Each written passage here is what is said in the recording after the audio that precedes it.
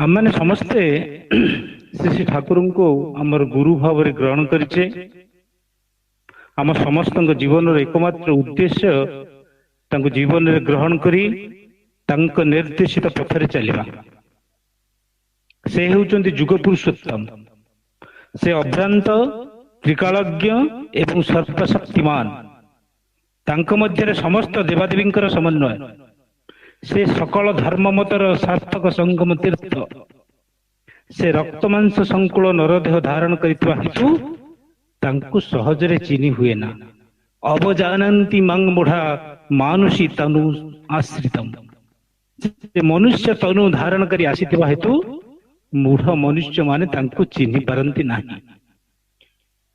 हीरा जेपरि कोइला प्रभृति आवर्जना भितर थाए, उत्तम रूपे परिष्कार नकले तार ज्योति बाहर नहीं। से मध्य संसार अति साधारण जीव पर रहता। केवल प्रेमर प्रक्षालन रे ही तांको दीप्ति रे जगत उद्भासित हुए। से ही समस्तंकर निरापद आश्रय एवं अव्यर्थ अवलंबन।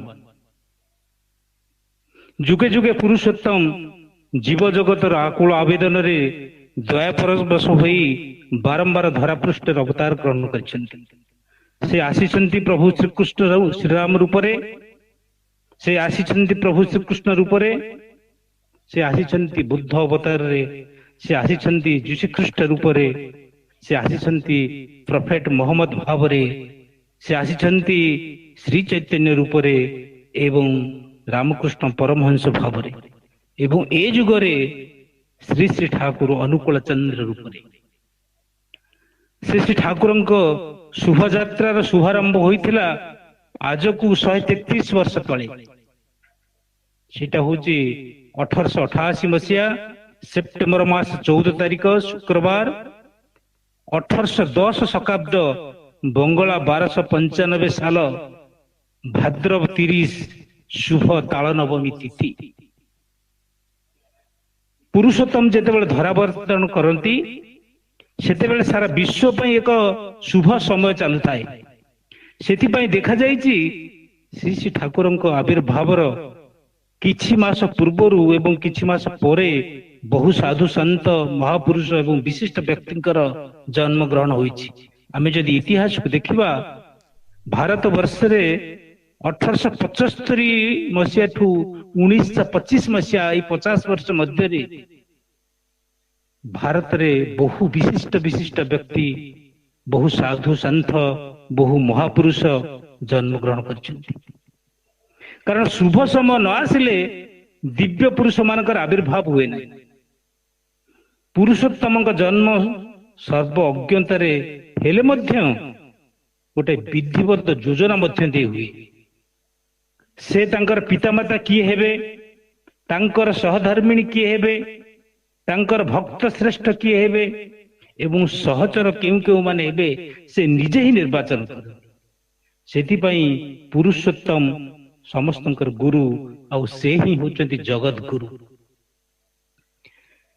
पुरुषोत्तम श्री ठाकुर अनुकूल चंद्र अत्यंत स्मृति भाई चेतना संपन्न देवशिशु भाव जन्म ग्रहण करछन्ति। तांको जन्मर पूर्ववर्ती और परवर्ती अनेक घटनावली आमे माने मास सारा श्रवण करिवा। तेबे गोटे कथारु आमे माने जानि परिवा श्री श्री ठाकुरଙ୍କ स्मृति केते प्रखर थिला।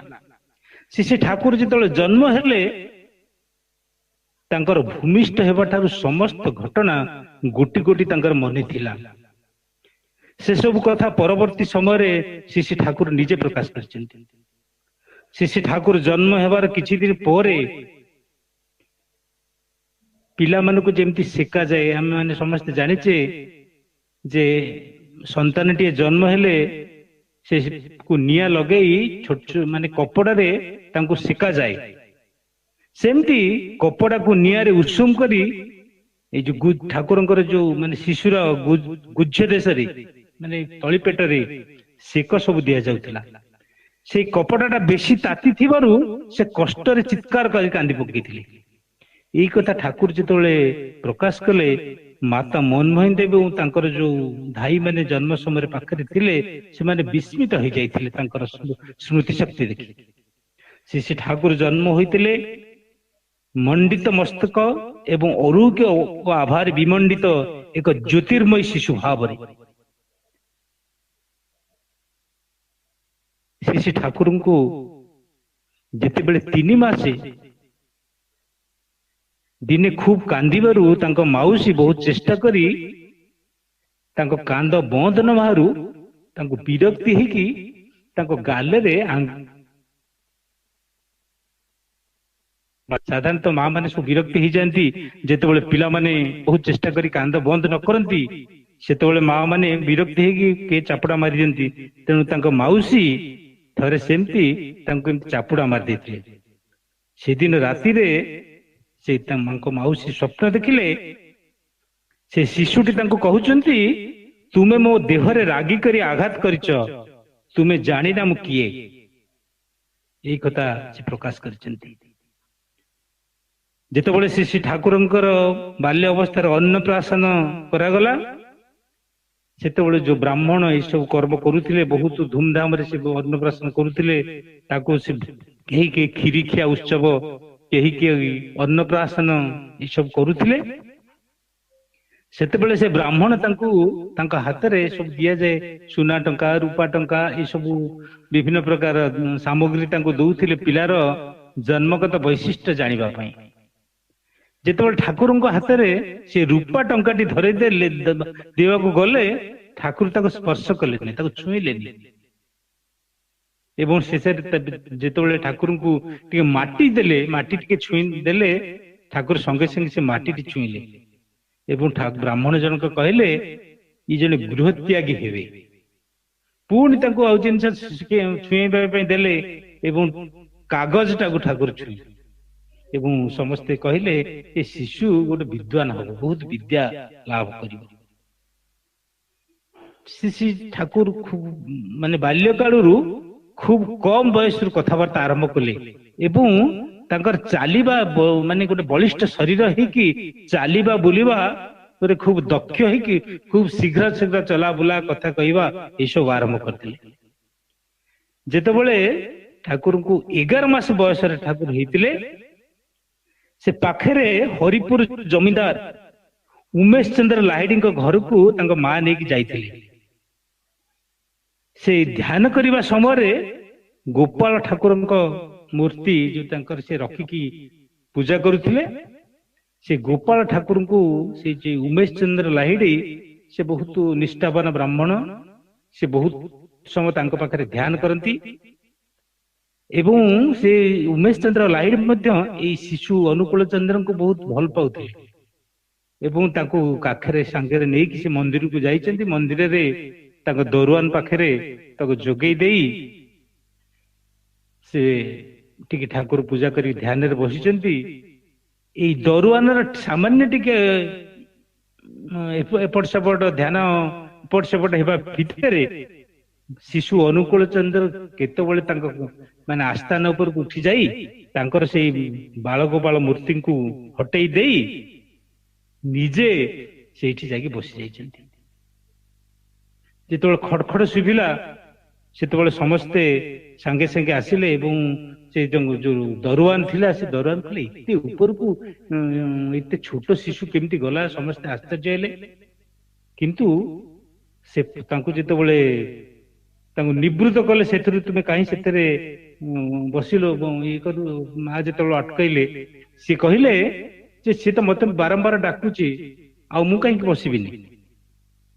ତେଣୁ ସେଇଠି ଉମେଶ ଚନ୍ଦ୍ର ଲାହିଡିଙ୍କ ମନରେ ଗୋଟେ ଭାବାନ୍ତର ହେଲା, ସତେ ଯେଭଳି ସେ ଶିଶୁକୁ ଏକ ଦିବ୍ୟ ଶିଶୁ, ଏକ ଭବିଷ୍ୟତର ଗୋଟେ ବିଶେଷ ଗୁଣ ନେଇକି ଜନ୍ମିଥିବା ଶିଶୁ ଭାବରେ ସେ ତାଙ୍କୁ ଚିହ୍ନିଲେ। ସେ ଠାକୁରଙ୍କ ଜୀବନ ମାନେ ବିଶେଷ କରି ତାଙ୍କର ବାଲ୍ୟ ସମୟଟା ବିଭିନ୍ନ ପ୍ରକାର ଦିବ୍ୟ ଲୀଳାରେ ଭରପୁର। କୌଣସି ସାଧାରଣ ଶିଶୁ ପାଖରେ ଏଇ ସବୁ ଜିନିଷ ଦେଖାଯାଏନି। ଠାକୁର ଯୋଉଠି ତାଙ୍କ ପଡୋଶୀ ଜଣେ ମୁକୁନ୍ଦଲାଲ ବସୁ, ତାଙ୍କର ପୁତୁରା ହେମନ୍ତ, ସେ ସୁନ୍ଦର ଫୁଲ ବଗିଚା କରିଥିଲେ। ସେ ଫୁଲ ବଗିଚାକୁ ଏତେ ସୁନ୍ଦର ଭାବରେ ସଜେଇଥିଲେ, ତାକୁ ଖଜୁରୀ କଣ୍ଟା ଚାରିପଟେ ତାକୁ ବାଡ଼ ପକେଇଥିଲେ, ତାଲା ପକେଇକି ରଖିଥିଲେ ସେଇ ବଗିଚାକୁ ସେ କାହାକୁ ଛାଡୁନଥିଲେ। କିନ୍ତୁ ଶିଶୁ ଅନୁକୂଳ ତା ଭିତରେ କୋଉ ପଟେ ନା କୋଉ ପଟେ ଦେଇକି ପଶିକି ସେ ଫୁଲ ବଗିଚାକୁ ନଷ୍ଟ କଲେ। ତାଙ୍କ ଯୋଉ ପୁତୁରା ହେମଚନ୍ଦ୍ର ସେ ରାଗିକି ମାଙ୍କୁ ଆସିକି ବିରକ୍ତି ହେଲେ, କହିଲେ ତମ ପୁଅକୁ କାହିଁକି ରଖୁନା, ତାକୁ ସେ ଏତେ ଯଦି ଦୁଷ୍ଟ ହଉଛି ତାକୁ ପିଟାପିଟି କର। ସେଠୁ ସେଇ ସମୟରେ ଶିଶୁ ଅନୁକୂଳ କହିଲେ ଏବଂ ସେ ଖୁବ ଦୃଢତାର ସହିତ କହିଲେ ଯେ ମୁଁ ସେଇ ଫୁଲ ସବୁ ଭାଙ୍ଗିଛି, ମୋତେ ମୋର ପିଠି ଅଛି, ତୁମେ ଯେତେ ମାର, ମୁଁ ତାକୁ ଭାଙ୍ଗିଛି, ମୋତେ ଯେତେ ତୁମେ ମାରିପାର, କିନ୍ତୁ ତୁମେ ଜାଣିଥା ତୁମ ପାଇଁ ଏ ବଗିଚା ଠିକ ନୁହେଁ। ଏଇ ବଗିଚା ତୁମେ ଆଉ ଏଠି ରହିପାରିବନି, ତୁମ ପାଇଁ ଅନ୍ୟ ଗୋଟେ ବଗିଚା ସ୍ଥିର ହେଇକି ଅଛି, ତୁମେ ଖୁବ ଶୀଘ୍ର ସେଇଠିକି ଚାଲିଯିବ। ଆଉ ଏଇଟା ଦେଖାଗଲା ହଠାତ୍ ଏଇ କିଛି ସମୟ ମାନେ କିଛି ଦିନ ଭିତରେ, ଦିନେ ଦି ଦିନ ଭିତରେ ସେ ହେମଚନ୍ଦ୍ରଙ୍କର ସେଠି ମୃତ୍ୟୁ ହେଇଗଲା। ସମସ୍ତେ ସେଇଠି ବିସ୍ମିତ ହେଲେ ଯେ ସତେ ଯେମିତି ଇଏ ବାଳକ ଜଣେ ଦ୍ରଷ୍ଟା ଏବଂ ଭବିଷ୍ୟତ ଦ୍ରଷ୍ଟା, ସେ ଯାହା କହିଥିଲା ସେଇଆ ହିଁ ଫଳିଗଲା। ଥରେ ମାତା ମନମୋହିନୀ ଦେବୀ ଶ୍ରୀ ଠାକୁରଙ୍କୁ ବାଲ୍ୟ କାଳରୁ ସେଇ ଛୁଆ ଶିଶୁ ଅନୁକୂଳଙ୍କୁ ନେଇକି କହିଲେ ଆମ ପଡୋଶୀ ଘରେ ଗୋଟେ ପୁଅ ହେଇଛି, ଚାଲେ ଯିବା ଦେଖିକି ଆସିବା। ସେ ଯେତେବେଳେ ଏଇ କଥାଟା କହିଲେ, ଠାକୁରଙ୍କୁ ନେଇକି ସେଠିକି ଗଲେ। ଠାକୁର କହିଲେ ସେ ପୁଅ ତ 18 ଦିନ ବି ଜମା ବଞ୍ଚିବ, ତାର ଆୟୁଷ ତ ମାତ୍ର 18 ଦିନ, ସେଠିକି ମୁଁ କଣ ପାଇଁ ଦେଖିକି ଯିବା। ଏବଂ ଏଇଟା ଦେଖାଗଲା ଯେ ସତକୁ ସତ 18 ଦିନରେ ସେଇ ପିଲାଟିର ମୃତ୍ୟୁ ହେଇଯାଇଛି। ଏଇଭଳି ଶ୍ରୀ ଶ୍ରୀ ଠାକୁରଙ୍କର ଯେ ଭବିଷ୍ୟତ ଠାକୁର ଯେ ଜଣେ ଦ୍ରଷ୍ଟା ଏବଂ ଭବିଷ୍ୟତର ସମସ୍ତ ଘଟଣା ତାଙ୍କ ସ୍ମୃତିପଟକୁ ଆସିଯାଏ ଏବଂ ସେ କହିଦେଉଥିଲେ। ଏଇଟା ସେତେବେଳେ ସମସ୍ତଙ୍କ ଭିତରେ ଗୋଟେ ଆଲୋଡ଼ନ ସୃଷ୍ଟି କରି ପକାଇଥିଲା। ଥରେ ତାଙ୍କର ଘର ପାଖରେ ଜଣେ କବିରାଜ, ସେ କବିରାଜ ସେତେବେଳେ ସବୁ ଛୋଟ ଛୋଟ ଗୁଲି ସବୁ ବଟିକା ସବୁ ତିଆରି କରିଥିଲେ। ଆମେ ସବୁ ଜାଣିଛେ ବାଂଲାଦେଶରେ ପ୍ରାୟ ପ୍ରତିଟି ଘରେ ଘରେ କ୍ୱାକ୍ ମାନେ ଥାନ୍ତି। ସେମାନେ ଆଇଦର ଆୟୁର୍ବେଦିକ ହଉ ବା ହୋମିଓପାଥି ହଉ ସେ ସବୁ ବ୍ୟବସାୟ କରନ୍ତି।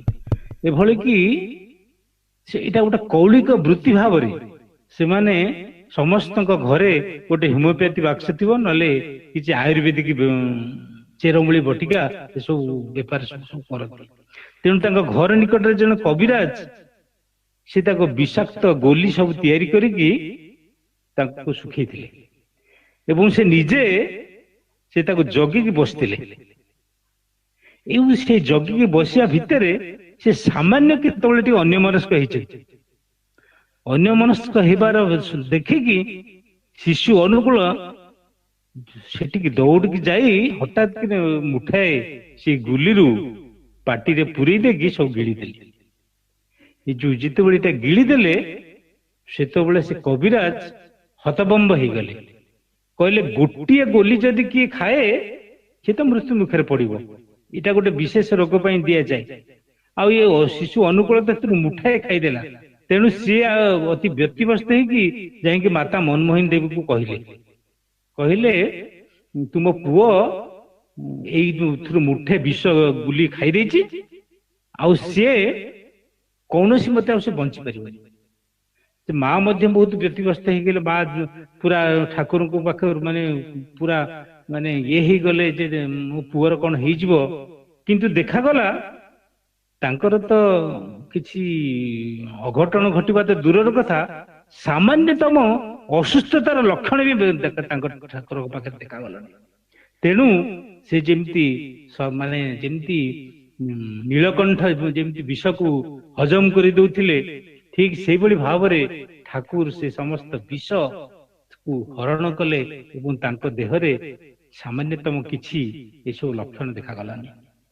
ଏଇଭଳି ଅନେକ ଲୀଳା ଶ୍ରୀ ଠାକୁରଙ୍କର ବାଲ୍ୟ କାଳରେ ଯେମିତି ତୁଳସୀ ଦୁଇ ପତ୍ରରୁ ବାସ୍ନାଟା ଆରମ୍ଭ ହେଇଯାଏ, ଠିକ ସେଇଭଳି ଠାକୁରଙ୍କର ଜୀବନରେ ଏଇ ସବୁ ଦିବ୍ୟ ଲୀଳା ସବୁ ଅନୁଷ୍ଠିତ ହେଇଛି। ଶ୍ରୀ ଠାକୁର ବାଲ୍ୟ କାଳରେ ଯେତେ ସବୁ ବୁଲାବୁଲି କରନ୍ତି, ସେଟା ତ ବହୁତ ମାନେ ଜଙ୍ଗଲ ଘେରା ଅଞ୍ଚଳ ହିମାୟତପୁର। ସେ ସବୁ ମନ୍ଦିର ଭିତରେ ପଶିକି ଯୋଉ ଶାଳ ଗ୍ରାମ ସବୁ ମନ୍ଦିର ମାନଙ୍କରେ ରଖାଯାଇଥାଏ, ଆମେ ସମସ୍ତେ ଜାଣିଛେ ଯେ ସବୁ ମନ୍ଦିରରେ ଗୋଟେ ଶାଳ ଗ୍ରାମ ପୂଜା ହୁଏ। ଦେବାଦେବୀ ସବୁ ଥାନ୍ତି, ତାଙ୍କ ସମ୍ମୁଖରେ ଶାଳ ଗ୍ରାମ ରଖି ସେଥିରେ ଚନ୍ଦନ ସିନ୍ଦୁର ଏସବୁ ଦିଆଯାଏ, ପ୍ରତିଦିନ ତାଙ୍କୁ ଟିକେ ପାଣି ଢଳାଯାଏ, ଇତ୍ୟାଦି ଇତ୍ୟାଦି ଭାବରେ ପୂଜା କରାଯାଏ। ଶ୍ରୀ ଠାକୁର କଣ କରନ୍ତି, ସେ ତା ଭିତରେ ପଶି ସେ ଶାଳ ଗ୍ରାମ ଗୁଡିକୁ ନେଇ ଆସି ସେ ବାଉଁଶ ଜଙ୍ଗଲ ଭିତରେ ସବୁ ବାଉଁଶ ଗଛ ମୂଳରେ ଥୋଇ ଦେଇକି ତାକୁ ପତ୍ର ଘୋଡେଇ ଦିଅନ୍ତି ଏବଂ ସେ ଶାଳ ଗ୍ରାମରେ ଯୋଉ ଲାଗିଥାଏ ଚନ୍ଦନ ସିନ୍ଦୁର ଇତ୍ୟାଦି ତାଙ୍କ ନିଜ କପାଳରେ ସବୁ ଲଗେଇ ପକାନ୍ତି।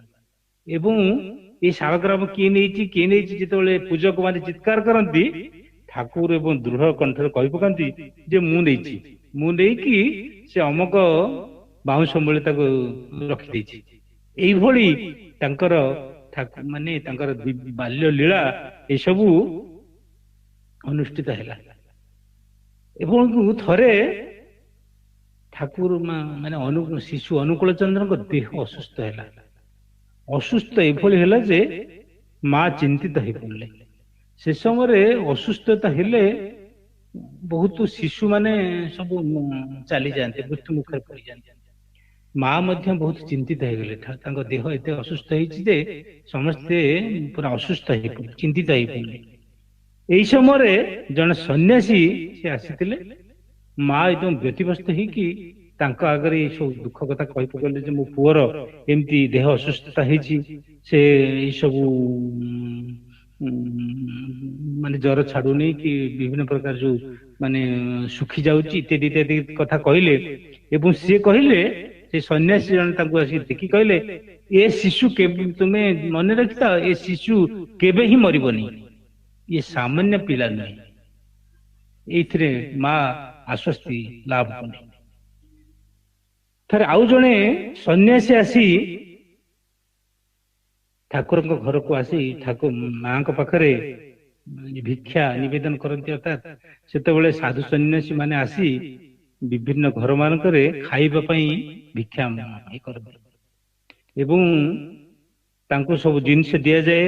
ଏବଂ ସେ ଯେତେବେଳେ ତାଙ୍କର ଖାଦ୍ୟ ପ୍ରସ୍ତୁତ କରି ସେ ଖାଇବାକୁ ବାଢି ଦିଅନ୍ତି, କୋଉଠି ନା କୋଉଠି ଠାକୁର ଅନୁକୂଳ ଚନ୍ଦ୍ର ଥିବେ, ସିଏ ଚଟକିରିକି ଆସି ସେଇଥିରୁ ଟିକେ ଖାଇଦେବେ। ଯେମିତି ଖାଇଦେବେ, ମା ଆସିକି ବହୁତ ବିରକ୍ତି ହୁଅନ୍ତି, ବ୍ୟସ୍ତ ହେଇ ପଡନ୍ତି ଯେ ମାନେ ବାବାଜୀଙ୍କ ବା ସନ୍ନ୍ୟାସୀଙ୍କର ଖାଦ୍ୟକୁ ଉଚ୍ଛିଷ୍ଟ କରିଦେଲା। ଏବଂ ବାବାଜୀ ମଧ୍ୟ ସେ ଉଚ୍ଛିଷ୍ଟକୁ ଆନନ୍ଦରେ ଖାଇଯାଆନ୍ତି। ଏବଂ ସେ ତାଙ୍କୁ କହିଲେ ଯେ ଦେଖ, ତୁମେ ତାଙ୍କୁ ସେଥିରୁ ବିରତ କର ନାହିଁ, ଇଏ ଏମିତି ସାଧାରଣ ଶିଶୁ ନୁହନ୍ତି। ଏବଂ ଏମିତି ଏକାଧିକ ବାର ବାବାଜୀ ମଧ୍ୟ ନିଜେ ତାଙ୍କ ତରଫରୁ କିଛି ଭଲ ଭଲ ଖାଦ୍ୟ ଆଣି ଶିଶୁ ଅନୁକୂଳ ଚନ୍ଦ୍ରଙ୍କୁ ଖୁଆନ୍ତି ଏବଂ ତାଙ୍କୁ ଗେଲ କରନ୍ତି, ପାଖରେ ଧରନ୍ତି, କାଖାନ୍ତି ଏବଂ ତାଙ୍କୁ କୁଣ୍ଢାନ୍ତି, ଏଇସବୁ କରନ୍ତି। ଏଇସବୁ କରିବା ଭିତରେ ଦେଇକି ତାଙ୍କ ମାତା ମନମୋହିନୀ ଦେବୀଙ୍କର ସନ୍ଦେହ ହୁଏ ଯେ ଏଇଭଳିଆ ଏଇ ଯୋଉ ଜଣେ ସନ୍ନ୍ୟାସୀ ଜଣେ ମୋ ପୁଅକୁ କିଛି ଶିଖେଇକି ମନ୍ତ୍ର କରିକି ନେଇଯିବେ କି କଣ କରିବେ। ଏଥିପାଇଁ ତାଙ୍କ ମନରେ ବହୁତ ସନ୍ଦେହ ଆସେ। ଏଇ ସନ୍ଦେହ ଆସିବା ଫଳରେ ସେ ଚିନ୍ତିତ ହେଇ ପଡନ୍ତି, ତାଙ୍କ ସଙ୍ଗରେ ସନ୍ନ୍ୟାସୀଙ୍କ ସଙ୍ଗରେ ତାଙ୍କୁ ଦବା ପାଇଁ ରାଜି ହୁଅନ୍ତିନି। କିନ୍ତୁ ସେ ସନ୍ନ୍ୟାସୀ କହିଛନ୍ତି, ମା ତୁମେ ସିନା ମୋ ସଙ୍ଗରେ ମତେ ସଙ୍ଗ ଲାଭରୁ ବଞ୍ଚିତ କରୁଛ, କିନ୍ତୁ ଦିନ ଆସିବ ସହସ୍ର ସହସ୍ର ଲୋକ ତାଙ୍କର ସଙ୍ଗ ଲାଭ କରିପାରିବେ। ଶ୍ରୀ ଠାକୁରଙ୍କର ଜୀବନ ଏଇଭଳି ବିତି ଯାଇଛି। ଶ୍ରୀ ଠାକୁରଙ୍କର ବାପା ଯିଏ ଶିବଚନ୍ଦ୍ର ଚକ୍ରବର୍ତ୍ତୀ ଅତ୍ୟନ୍ତ ନିଷ୍ଠାପର, ଅତ୍ୟନ୍ତ ଦୟାବାନ ଜଣେ ବ୍ରାହ୍ମଣ ଥିଲେ। ସେ ବହୁତ ପରୋପକାରୀ ଏବଂ ତାଙ୍କର ଗୋଟେ ବିଶେଷ ଗୁଣ ଥିଲା, ସେ ବହୁତ ଅତିଥି ପରାୟଣ। ସେ କଣ୍ଟ୍ରାକ୍ଟ କରୁଥିଲେ ଏବଂ କଣ୍ଟ୍ରାକ୍ଟ କରିବା ଭିତରେ ତାଙ୍କର ଦେହ ମଧ୍ୟ ଟିକେ ମଝିରେ ତାଙ୍କ ଦେହ ମାନେ କଣ୍ଟ୍ରାକ୍ଟ କରିବା ଭିତରେ ତାଙ୍କର ଭଲ ଇନକମ ହଉଥିଲା। ଭଲ ଇନକମ ହେଲେ ଘର ମଧ୍ୟ ଭଲ ଚଳୁଥିଲା, ସଂସାର ତାଙ୍କର ସୁରୁଖୁରୁରେ ଯାଉଥିଲା। କିନ୍ତୁ ଏମିତି ଗୋଟେ ସମୟ ଆସିଲା ସିଏ ଟିକେ ମାନେ ରୁଗ୍ଣ ହେଇ ପଡିଲେ, ଅସୁସ୍ଥ ହେଇ ପଡିଲେ। ତେଣୁ ତାଙ୍କ ଘରକୁ ଆଉ ପଇସା ପତ୍ର କିଛି ଆସିଲାନି। ଏ ପଇସା ପତ୍ର ନ ଆସିବା ଫଳରେ ସେ ଆସ୍ତେ ଆସ୍ତେ ଟିକେ ଗରିବ ହେଇଗଲେ। ଗରିବ ହେଇଗଲା ପରେ ପଇସା ପତ୍ରର ଅଭାବ ହେଲା। ଏଇ ଅଭାବ ହେଲା ଫଳରେ ତାଙ୍କର ଯୋଉ ସେ ତ ମାମୁଁ ଘରେ ରହୁଥିଲେ ନା, ଠାକୁର ଶିବଚନ୍ଦ୍ର ଚକ୍ରବର୍ତ୍ତୀ ତାଙ୍କ ଶ୍ୱଶୁର ଘରେ ରହୁଥିଲେ। ତେଣୁ ତାଙ୍କ ମାମୁଁ ଘରର ଯୋଉ ବିଭିନ୍ନ ସବୁ ମାନେ ତାଙ୍କର ଭାଇଆଳିଆ ସବୁ ଥିଲେ, ସେମାନେ ମଧ୍ୟ ସାହାଯ୍ୟ କରିବା ପରିବର୍ତ୍ତେ ତାଙ୍କ ଜମି ବାଡି ବିଭିନ୍ନ ସବୁ କଣ୍ଟ କବଲା ମାଧ୍ୟମରେ ଯୋଉ ଋଣ ଫୁଣ ସବୁ କରିଥିଲେ, ସେ ସବୁ ମାଧ୍ୟମରେ ତାଙ୍କର ଜମି ଜମାକୁ ସବୁ ନେଇଯିବା ପାଇଁ ବସିଲେ। ତେବେ ଶିବଚନ୍ଦ୍ର ଚକ୍ରବର୍ତ୍ତୀ ତାଙ୍କ କଣ୍ଟ୍ରାକ୍ଟ ସମୟରେ ଯୋଉ ସଞ୍ଚିତ ଟଙ୍କା ରଖିଥିଲେ, ସେ ସବୁ ଅର୍ଥ ମାନେ ଜମି ବାଡିକୁ ସବୁ ମୁକୁଳେଇଲେ। କିନ୍ତୁ ତାଙ୍କର ଘର ଖର୍ଚ୍ଚ କରିବା ପାଇଁ କିଛି ଆଉ ଇନକମ ହେଲାନି। ସେ ବହୁତ ଦୁସ୍ଥ ଅବସ୍ଥାରେ ଚଳିବାକୁ ପଡିଲା। ଆଉ ସେ ସମୟରେ ଠାକୁର ଅନୁକୂଳ ଚନ୍ଦ୍ର ମାଙ୍କୁ ବୁଝାନ୍ତି ଯେ ମା, ତୁମେ କାହିଁକି ବ୍ୟସ୍ତ ହଉଛ? ତୁମେ ମୁଢି ଭାଜି ଦବ, ଆଉ ତୁମେ ଖୁବ ସୁନ୍ଦର ସୁନ୍ଦର ବହୁତ ମୁଢି ଭାଜି ଦବ, ଆଉ ମୁଁ ମଧ୍ୟ ସେଇ ବହୁତ ବହୁତ ମୁଢିକୁ ନେଇକି ବିକ୍ରି କରିଦେବି। ଆମର ବହୁତ ପଇସା ଆସିବ, ଆମେ ବହୁତ ଶାନ୍ତିରେ ଚଳିବା। ଏଇଭଳି ମାଙ୍କୁ ସେ ସାନ୍ତ୍ୱନା ଦଉଥିଲେ ଏବଂ ମାଙ୍କୁ ଏମିତି ବୁଝଉଥିଲେ। ଏଭଳି କି ଏଇଟା ଦେଖାଯାଇଛି, ଯେତେବେଳେ ଶିବଚନ୍ଦ୍ର ଚକ୍ରବର୍ତ୍ତୀ ଅତ୍ୟନ୍ତ ଅସୁସ୍ଥ ହେଇ ପଡିଛନ୍ତି, ଶିଶୁ ଅନୁକୂଳଙ୍କୁ ମାତ୍ର 5 ବର୍ଷ। ତାଙ୍କର ଔଷଧ ଆଣିବା ପାଇଁ ତାଙ୍କର କିଭଳି ମାନେ ବିଭିନ୍ନ ପ୍ରକାର ଔଷଧ ଦରକାର ହଉଥିଲା, ତାକୁ ଆଣିବା ପାଇଁ ଶିଶୁ ଅନୁକୂଳ ଚନ୍ଦ୍ରଙ୍କୁ 3 କିଲୋମିଟର ବାଟ, 3 କିଲୋମିଟର ଚାଲି ଚାଲି ଯାଇ ବାଟରେ ଗୋଟେ ନଦୀ ପାର ହବାକୁ ପଡିଥାଏ। ସେ ନଦୀରେ ଡଙ୍ଗାରେ ପାରି ହୁଅନ୍ତି, ପୁଣି ଆରପଟକୁ ଯାଆନ୍ତି, ସେପଟେ ପୁଣି ଚାଲି ଚାଲି ଯାଇ ସେ ଔଷଧକୁ ଆଣି ଘରକୁ ଆସନ୍ତି ଏବଂ ମାଙ୍କୁ ଦିଅନ୍ତି। ବାପାଙ୍କ କାମରେ ସେ ଔଷଧ ଲାଗେ।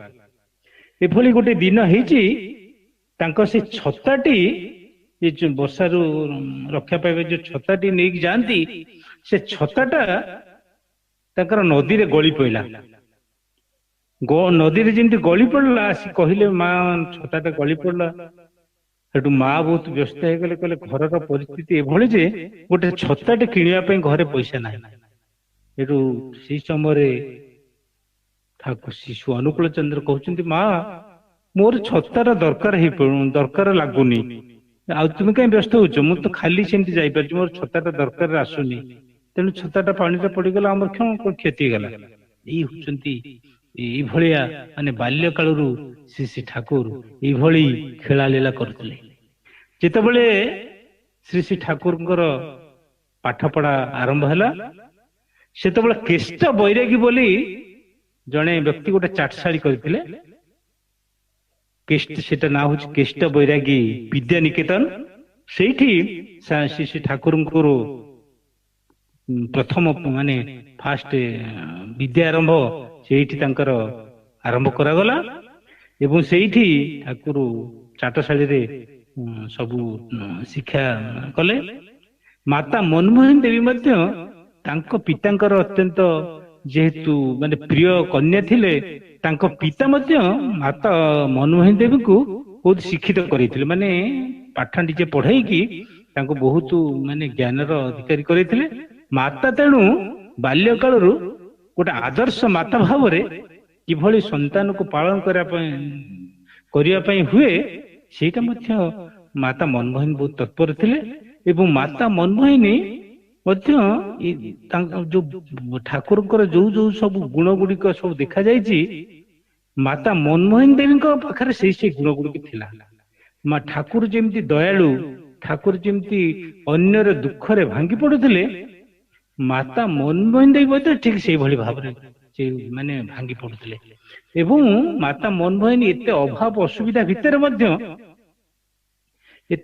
ଅସୁବିଧା ମଧ୍ୟରେ ମଧ୍ୟ ମାତା ମନମୋହିନୀ ଅନ୍ୟର ଦୁଃଖକୁ ଯଦି ଦେଖନ୍ତି, सी निज दुखर कथा केबे हेले ध्यान न देई आगे से लोकटी को माने किभଳି से दुख तार मोचन हबो तार संकट किभଳି मोचन हबो से कथाटा व्यवस्था करथिले। एटा परवर्ती काले आमे देखिचे एई गुणटा मध्य माता मनमोहन ठारू माने ठाकुर जमती जो मातृभक्ति अटुचत से छेले है कृति तो परवर्ती काल रे ठाकुर कहिसेंती एई जिनिसटा जमती इनहेरिटेड हेची मां का पाख जे मां का पाखरे जो जो सब गुण गुड थिला सेटा को ठाकुर सब ग्रहण करनी बोले कि एटा देखा जायछि परवर्ती काल ठाकुर इत्ते मातृभक्ति हेचंती ठाकुर कहंती सारा दुनिया रे यदि समस्त प्रशंसा मो निकट रे के उजाड़ी दिए मोर दक्षता मोर कर्म चंचलता बा मोर कर्म कुशलता को जदि जिते प्रशंसा कले मध्य मते टिकी हेले किछि विचलित हवा को लागे नहीं एवं जदि मो मां केवल मते पद्धते प्रशंसा करके कहिती मो जीवन रे मु सब किछि प्राप्ति हे गला बोली मु भाबे। तेनु एई जिनिसटा बाल्य कालरू तांकर मातृभक्तिटा परिस्पुष्ट हेछि। आमे जानिचे थरे रवींद्रनाथ टागोर पाखरे रवींद्रनाथ टागोर पाखरे गोटे तांको पाखरे चतुर्पार्श्व रे बहुत माने तांकर जो अनुगामी माने तांको जो माने भलो पांती से माने तांको चतुर्पार्श्व रे बसंती रवींद्रनाथ टागोर सब आलोचना करंती। सेठी थरे ए सत्यानुसरण को नेकी जितबले पढ़ा होतला से समय सब कहिले राम रवींद्रनाथ टागोर पचारचंती ए जो सत्यानुसरण बहिटी लिखिचंती इनकर बयस केते इनकर बयस केते ए बारंबार 3-4 थर करके रवींद्रनाथ टागोर पचारले आ यही कथाटा आसिक पहुंचला आश्रम रे जे एमती रवींद्रनाथ टागोर को पाखरे सब आलोचना होतिला बोली ए कथाटा जत आश्रम पहुंचला आश्रम तत्कालीन जे सत्संग प्रेसिडेंट थिले शरद चंद्र हालदार सीए ठाकुर को एक कथा पचारे ठाकुर कहले ठाकुर आपण तो सब बेले कहती जे my message is my life आपण जहा अंगे लिभेइचंती जहा आपणकर केवल अनुभूति अछि ताहा केवल प्रकाश करचंती किंतु आपण जो सत्यानुसरण लिखिले हेतु तो मात्र आपण को 22-23 वर्ष बयस आपणकर कौन इत्ते अनुभूति हो गला जे सारा विश्वर समस्त समस्या को समाधान कला भलिया सूत्र थिबा एक पुस्तक आपण लिखि दे पारले। ठाकुर से कथाटा को इड़े दे कहले मु से सब किछि कथा बुझे नाही मो मार पणत कानी धरी चलीबा हला मोर काम आउ सेई पणत कानी धरी चलीबा भितरे मु जहा किछि मो मा ठारू शिखिछि। एई होची ठाकुरंकर बाल्य कालर ए सबु तांकर लीला एवं ठाकुरंकर गोटे तांको दिव्य जीवन रो गोटे सबठार गोटे बड़ गुण आमे देखुतिबा ठाकुर बाल्य काल रे जेउ कथा कहिचंती जेउ जिनिसटा को गुरुत्व प्रदान करचंती से ठाकुर वार्धक्य समय मध्य ठीक सेही कथा कहिचंती से गुटी हेले तांकर से दर्शन रु से ओहरी जाई ना एवं तांकर जो जो दर्शन से देइचंती ए जो मातृभक्ति कथा पिताटी श्रद्धा माँ ठिटाण ए जो कथा से सब जीवन रे कहिचंती अन्य को भलो पाइबा अन्य बाँचे